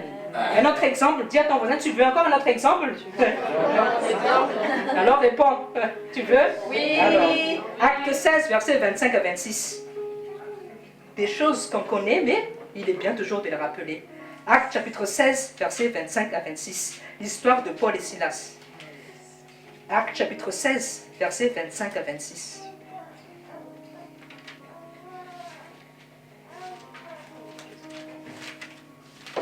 Qui va lire? Une personne va lire Acte chapitre 16, versets 25 à 26. Au nom de Jésus, vers le milieu de la nuit, Paul et Silas priaient et chantaient les louanges de Dieu. Les autres prisonniers les écoutaient. Tout à coup, un violent tremblement de terre secoua la prison jusque dans ses fondations. Toutes les portes s'ouvrirent à l'instant même et les chaînes de tous les prisonniers se détachèrent. Alléluia. Amen. Regardez, c'est le même principe qui s'est produit comme Josaphat. On a vu avec Josaphat qu'au moment où il louait, Dieu est tout de suite intervenu pour combattre les ennemis d'Israël. Mais là aussi, au moment que Paul et Silas ont adressé des prières et des louanges, la Bible dit que, verset 26, tout à coup, il y eut un tremblement de terre violent, que les fondations de la prison ont été ébranlées. Quand tu loues Dieu, ça déclenche très rapidement l'intervention de Dieu. Là, on a vraiment deux exemples parlants qui montrent vraiment que Dieu n'attend pas quand tu le loues. Amen. Peut-être qu'il y a des choses qui tardent dans ta vie, loue-le simplement. Et tu verras que les choses que peut-être que tu as attendues depuis plusieurs années, tu vas les recevoir demain. Amen. Alléluia. Qui croit ça? Amen. Reçoit dans le nom de Jésus. Amen. Amen. Voilà. Il y a des choses qui sont bloquées depuis des années. Le problème, c'est que tu n'as pas adoré et loué Dieu comme il le faut. Mais maintenant, je sais que tu vas le faire et tu pourras témoigner la prochaine fois que j'ai reçu, voilà, j'ai reçu mon témoignage, j'ai reçu ma part venant de Dieu. Amen. Et regardez, si on lit cette histoire, Paul et Silas n'ont pas loué Dieu pour que Dieu les vienne en aide, mais ils avaient l'habitude déjà dans leur vie chrétienne de louer Dieu. Amen. C'était pas qu'ils étaient dans le problème, qu'ils étaient, ah, on est dur là, on est en prison, on est enchaîné, allez, on va louer Dieu. Mais c'était vraiment naturel chez eux. En fait, quoi qu'ils aient fait, quoi qu'ils étaient, qu'ils soient en prison ou pas, c'était une vie naturelle pour eux. Amen. Et c'est ce qui s'est passé. Et vraiment, que je pense que tu n'es pas en prison. Ils ont vécu des choses dures. Hein. Être en prison, c'est vraiment être dépouillé de tout. Tu ne sais même pas si tu vas mourir demain. On va peut-être t'abattre. Mais qu'est-ce qu'ils ont fait? Ils avaient l'habitude de faire ça. Et même en prison, ils continuaient à adorer et à louer Dieu. Dis à ton voisin, il faut que ça devienne vie. Ouais. Ça veut dire qu'il faut que ça devienne naturel dans ta vie, la louange et l'adoration. Amen. Et un exemple me vient tout de suite. Vous savez l'histoire de Daniel? La Bible dit que quand on avait le verdict est tombé que tous ceux qui n'adorent pas, se prosternent pas devant le roi Darius, vous savez tous l'histoire, on va le jeter dans la fosse aux lions. Et la Bible dit que Daniel, il priait comme il le faisait d'habitude. Amen, alléluia. Daniel n'a pas attendu que le décret est tombé pour que maintenant je vais prier. Mais la Bible dit que, comme d'habitude, il priait 3 fois par jour son Dieu. Donc, parce qu'il avait l'habitude d'être comme ça avec son Dieu. Amen. Dis à ton voisin, ça doit être une habitude. De t'adorer et de louer Dieu. Amen. Et on voit tous l'histoire, même les chaînes des prisons, même les prisonniers. Regardez le miracle qui s'est produit. Hein. Les prisonniers, même qui ne s'attendaient pas peut-être à sortir un jour, les prières juste de Paul et Silas a fini par libérer toutes sortes de prisonniers. Amen. Donc ils ont reçu aussi la grâce. Amen. Dis-toi que quand tu pries aussi, donc quelque part il y a des gens que tu ne connais pas peuvent bénéficier aussi de cette louange et d'adoration que tu fais. Amen. Mais pour toi, c'est pour la gloire de Dieu. Amen. Mais ça déclenche puissamment la puissance et la présence de Dieu dans ta vie. Amen. Encore un autre exemple. Dis à ton voisin, tu veux encore un autre exemple? Josué chapitre 6 verset 20. Dis à ton voisin, il y a beaucoup d'exemples dans la Bible. Mais il faut les chercher. Ah oui, hein, c'est ça. La Bible dit que celui qui cherche trouve. Mais celui qui ne cherche pas, il ne trouve rien. Et si tu ne trouves rien, tu ne reçois rien. Donc ne te tente pas si quelque chose des fois ne va pas parce que tu ne cherches pas assez. Amen. Mais si tu commences à chercher, si tu commences à aller un peu plus loin, et Dieu va te révéler. Josué chapitre 6 verset 20. Qui va lire l'exemple?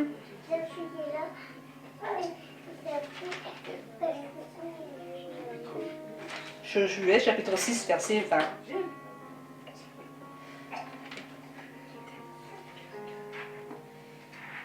Comme quelqu'un trouve?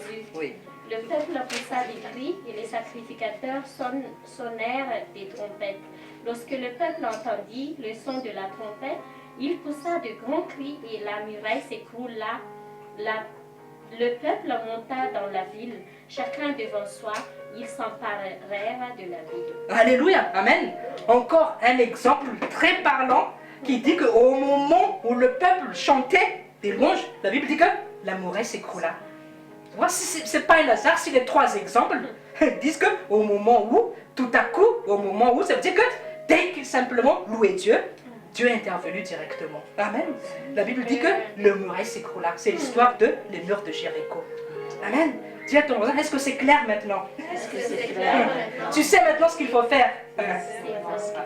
Alors, fais ce qu'il faut faire et tu verras Dieu aussi agir rapidement dans ta vie. Amen. Dis à ton voisin, c'est qu'une question d'exercice. Voilà. Mais si tu ne veux pas faire les exercices, tu ne vas jamais voir les résultats. Amen. C'est comme quand on fait un régime. Tu veux toujours maigrir, mais tu veux manger toujours des McDo et des Burger King. Tu ne veux pas payer le prix dans le sport, dans les régimes. C'est comme ça avec Dieu. Hein. Les gens veulent simplement recevoir les bénédictions comme ça, mais il y a du prix à payer. Le prix à payer que Dieu te demande aujourd'hui, c'est loue-moi simplement, adore-moi, et tu verras comment je vais intervenir dans ta vie. Alléluia. Amen. Dis à ton voisin, est-ce que c'est clair maintenant? Amen. Maintenant, on va voir l'exemple du roi David. Vraiment, je vais prendre 3 versets qui sont vraiment parlant de cette attitude de David, comme quoi il pouvait louer son Dieu à longueur de journée. Amen. De Samuel chapitre 6, verset 14. De Samuel chapitre 6, verset 14. Et tu peux prendre exemple vraiment sur ce David-là. De Samuel chapitre 6, verset 14. Dans le nom de Jésus, je veux lire de Samuel chapitre 6, verset 14. David dansait de toute sa force devant l'Éternel. Il était habillé d'un éphod en lin. En fait, c'est déjà l'exemple qu'on a pris tout à l'heure, qu'il vraiment dansait, il se dépouillait de sa personne pour se prosterner, pour s'humilier devant la grandeur de son Dieu. Amen. Psaume chapitre 42, verset 9. Si tu veux lire les prières de louange, regarde les psaumes. Inspire-toi des psaumes avec tes propres mots. Et moi, je peux dire, tu pourras faire comme David. Amen. Mais inspire-toi des psaumes. Psaume chapitre 42, verset 9. Regarde même comment David se comportait dans la nuit. Psaume chapitre 42, verset 9. Dans le nom de Jésus, le jour, l'Éternel m'accordait sa grâce. La nuit, je chantais ses louanges. J'adressais ma prière au Dieu de ma vie. Pour David, ce n'est pas question de jour et de nuit. En fait, toutes les secondes de sa vie, il louait Dieu. Amen. Dis à ton voisin, est-ce que tu fais comme ça? Pour toi-même, la nuit, tu ronfles. Et tu veux que Dieu t'intervienne dans ta vie. Dis à ton voisin, c'est ça le problème. C'est que tu ne veux pas louer, tu ne veux pas adorer. Et après, tu dis, où es-tu Dieu? Quand Seigneur? Pourquoi Seigneur? Tant de questions. Mais Dieu dit tout simplement, lève-toi et adore-moi. Amen. Ça, c'était la nuit. Maintenant, on va voir le matin. Psaume chapitre 59, verset 17. C'est juste quelques versets parmi tant d'autres, hein, mais c'est pour vous juste montrer comment David se comportait, comment il vivait sa relation avec Dieu. Psaume chapitre 59, verset 17. 59, verset 17, dans le nom de Jésus. Quant à moi, je chanterai ta force dès le matin. Regardez, je célébrerai ta bonté, car tu es pour moi une forteresse, un refuge quand je suis dans la détresse. Amen. Est-ce que tu chantes Dieu dès le matin? Amen. C'est une question à se poser. Hein? Chacun peut répondre de son cœur. Qu'est-ce que tu fais au réveil? Pour David, peu importe ce qu'il va faire de la journée, il a dit, je vais célébrer mon Dieu. Alléluia. Dis à ton voisin, c'est ça la clé du succès de David. Amen. Encore un dernier verset qui montre vraiment cette attitude. Psaume chapitre 119, verset 164. Psaume chapitre 119, verset 164.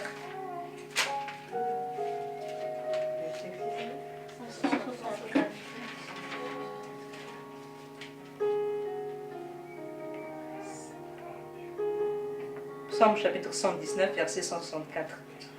7 fois par jour, je te célèbre à cause des justes sentences. Alléluia. Amen. La Bible dit que 7 fois par jour, il célèbre Dieu. Amen.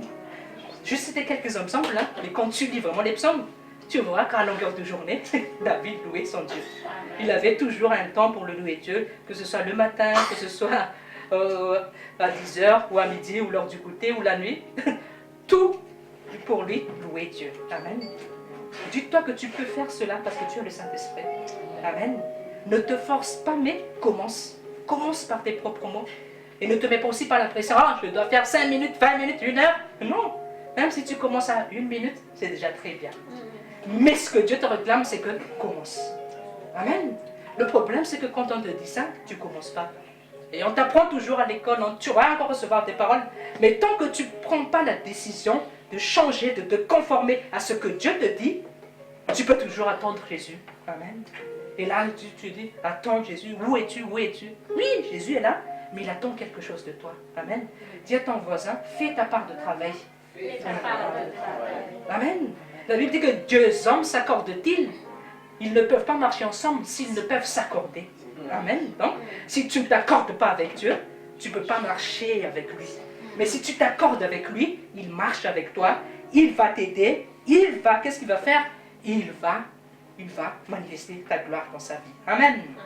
Actes chapitre 2, verset 47. Maintenant, c'est une louange qu'on doit faire dans les réunions de maison, dans les assemblées, parce que c'est quelque chose aussi qui va amener les âmes vers Jésus. Actes chapitre 2, verset 47. Actes chapitre 2, verset 47. Dans le nom de Jésus, ils louaient Dieu et avaient la faveur de tout leur peuple. Le Seigneur a ajouté chaque jour à l'Église ceux qui étaient sauvés. Amen. Donc, un des moyens aussi pour attirer les âmes, oui, c'est bien d'évangéliser. Dieu nous donne ça, mais si tu veux aussi qu'il y ait des âmes qui viennent, loue aussi Dieu dans les assemblées. Même chez toi, entre réunions de famille, peut-être que tu fais une petite prière dans ta maison, avec tes enfants, avec ton mari, fais un petit moment d'adoration et de louange, et tu verras comment Dieu va déclencher sa puissance. Il y a beaucoup de choses qui seront débloquées quand tu mets Dieu au-dessus de tout Dieu. Amen. Et je vais juste prendre des exemples pour finir, mais je ne vais pas les lire. Jonas, on connaît tous l'histoire de Jonas. Jonas, il était au fin fond du trou, mais au sens propre, il était au fin fond du ventre de la baleine. Ça veut dire qu'il était vraiment, dépouillé de tout. Il n'a pas voulu obéir à Dieu, et Dieu l'a mis dans le ventre de la baleine entre guillemets, pour le punir. Et quand vous allez lire Jonas chapitre 2, devoir de maison, dis à ton voisin, quand c'est devoir de maison, il faut faire. Voilà, si tu veux réussir à l'école, tu vas faire les devoirs de maison. Lis Jonas chapitre 2, mais Jonas, il a adressé une prière de louange et d'adoration. Il a dit, je suis au fin fond du trou, je suis vraiment dépouillé, je me retrouve au fin fond du ventre d'une baleine, mais il a dit, quand je te contemple, Seigneur, Dieu, tu es toujours là avec moi. Amen. Amen. Jonas aurait pu se plaindre, hein? Pourquoi Dieu, pourquoi ceci, pourquoi cela? Non, il n'a pas fait ça. Il a dit, même si je suis au fond du trou, je sais toujours que tu es le seul vrai Dieu. Et lisez bien la Bible. Dès que Jonas a fait ce genre de prière, d'adoration et d'exaltation vers Dieu, le poisson, il cracha la baleine, il a craché Jonas, et la Bible dit qu'il était sur la terre ferme directement. Ça aussi, c'est un autre exemple. Au moment où Jonas a adressé cette prière, la baleine, qu'est-ce qu'il a fait? Il a craché Jonas. Et qu'est-ce qu'il a fait? Il n'a pas eu la peine de nager pour rejoindre la rive, mais il a vu la baleine. Dieu a fait juste que la baleine le crache et il se retrouva sur la terre ferme. Alléluia. Amen. Et dernier verset, parmi tant d'autres, Habakkuk chapitre 3. Note aussi sur tes notes. Habakkuk chapitre 3, on connaissait bien Habakkuk chapitre 3. Ah, peut-être ce dernier verset, on va le lire pour terminer. Habakkuk chapitre 3. Et je vais demander à quelqu'un de le lire. Habakkuk chapitre 3, versets 17 à 19.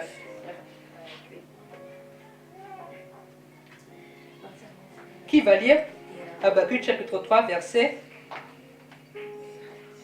Au nom de Jésus, car le figuier ne bourgeonnera plus, il n'y aura plus de raisin dans les vignes, le fruit de l'olivier trempera les espoirs, les champs ne produiront plus de pain à manger, les moutons et les chèvres disparaîtront de leur enclos et les bovins de leur étable.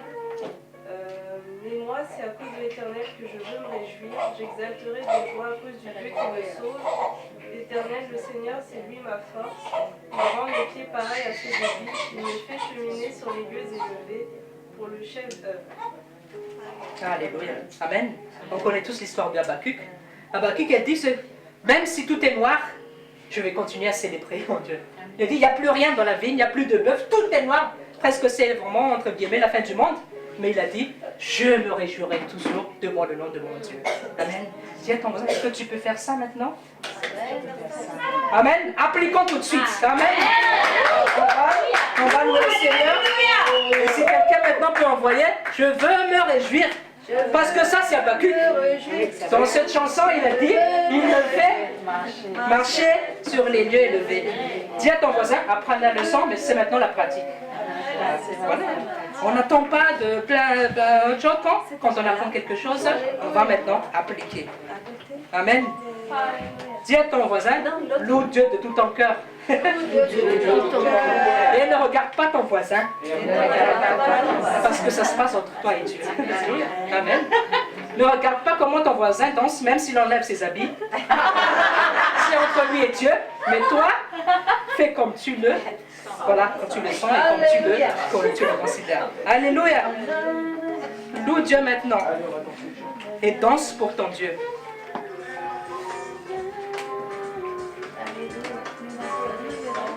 Oui, il faut... Seigneur, je veux que chacun prie de son côté. Et que si tu as senti que tu as vraiment bien reçu, remercie Dieu par tes propres mots. Amen. Parce qu'il veut voir aussi ce qu'il y a dans ton cœur, ce que tu as à lui dire. Et lève simplement tes actions de grâce. Parce que c'est lui qui était présent aujourd'hui, qui est encore là, qui nous a enseigné et il nous a fait du bien encore cet après-midi. Père Céleste, nous remercions de ta présence. Merci pour ta parole, merci pour ton amour, merci pour ta fidélité. Merci parce que tu nous as encore visités cet après-midi. Merci parce que tu nous as révélé plein de choses. Merci parce qu'à partir de maintenant, Seigneur Jésus, nous allons faire ce qu'il faut faire pour déclencher ta puissance, ta gloire, de façon manifeste dans notre vie. Merci Seigneur Jésus parce qu'on a beaucoup reçu, on est vraiment bénis cet après-midi. Et Seigneur Jésus, garde ce dépôt que tu as mis dans nos cœurs aujourd'hui. Fais que maintenant nous soyons pratiquants de ta parole. Aide-nous à vivre ce que tu attends de nous, Seigneur Jésus. Saint-Esprit, guide-nous, conseille-nous à partir de maintenant et fais que notre vie soit vraiment la manifestation de ta gloire. Merci Seigneur Jésus pour ce que tu as fait, pour ce que tu vas faire aussi demain, parce que nous savons que demain aussi, tu as prévu des grandes choses pour nous. Donc nous te rendons la grâce, la gloire et toute l'honneur au siècle des siècles. Tu mérites toute la gloire. Dans le nom de Jésus, nous avons prié et nous disons tous Amen. Acclamons le Seigneur. Dis à ton voisin, ne pense plus aux problèmes. Elles sont résolues. Parce que tu as adoré louer ton Dieu. Amen. Acclamons le Seigneur. Soyez bénis et partez en paix dans le nom du Seigneur Jésus-Christ. Amen. Et n'oubliez pas les offrandes, comme d'habitude, parce que